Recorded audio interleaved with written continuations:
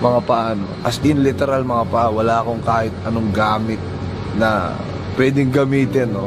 Or mga tools or equipments na meron ako ngayon, no? Tulad nitong camera na to, itong mic na to, mga gamit, mga material, no, na bagay na pinagkaloob sa akin ng Panginoon. And yun nga, no, I have nothing but dream, mga paano, and belief, no, paniniwala na one day darating yung araw, lahat ng mga bagay na kailangan ko, no, dito sa gustong-gusto kong gawin, no, magkakaroon ako. Sa awa naman ng Diyos, mga paano, pinagkaloob niya yung mga bagay na ganito.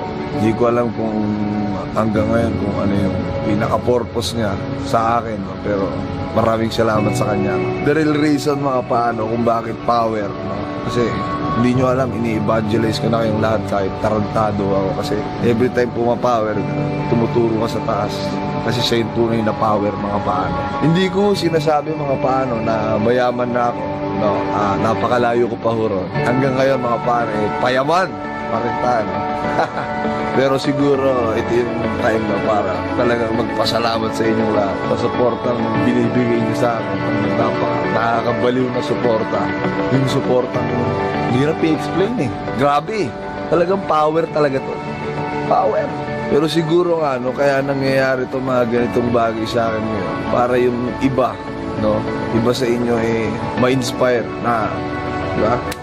Humataw, no, at maniwala pa rin sa mga pangarap nyo. No? Huwag kayong titigil, huwag kayong mapapagod, huwag kayong magsasawa. Ataw lang ng ataw, mga paano. At siguro, mga paano, kaya ako rin mo sinasabi yung mga material na bagay. And not to brag about it kasi at the end of the day, mga material na bagay lang yan. Hindi natin madadala sa hukay lang.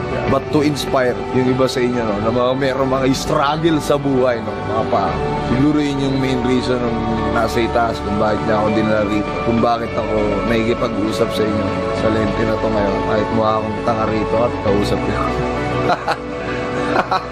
Kausap ko yung camera, no? Minsan nga, napakaramdam ko. Baliw na ako talaga. Wala. Baliw naman talaga ako. No?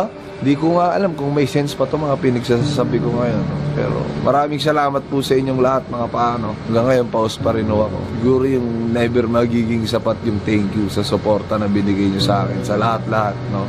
Kasi kung di dahil sa inyo, wala ako dito. Napaka-showbiz na.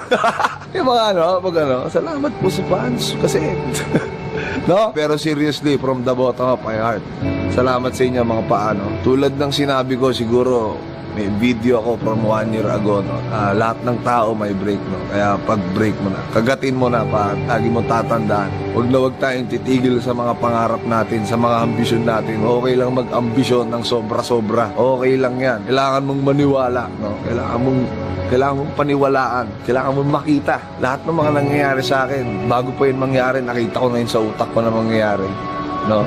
And syempre with the guidance nung power nung nasa itaas, mga paano, you can make it possible. Kung meron ka mga struggles sa buhay, dapat yung power nung nasa itaas lagi yung hihingin mong gawin. No? Hindi ko alam kung may sense pa itong mga pinagsasabi ko, pero siguro dito ko na tatapusin, mga paano. Lagi yung tatandaan, no? Dream big, aim for the sky, make it happen. No? Mata sa langit, paa sa lupa. Hanggang sa muli, mga paa, maraming salamat sa panonood. Chicken Beat out!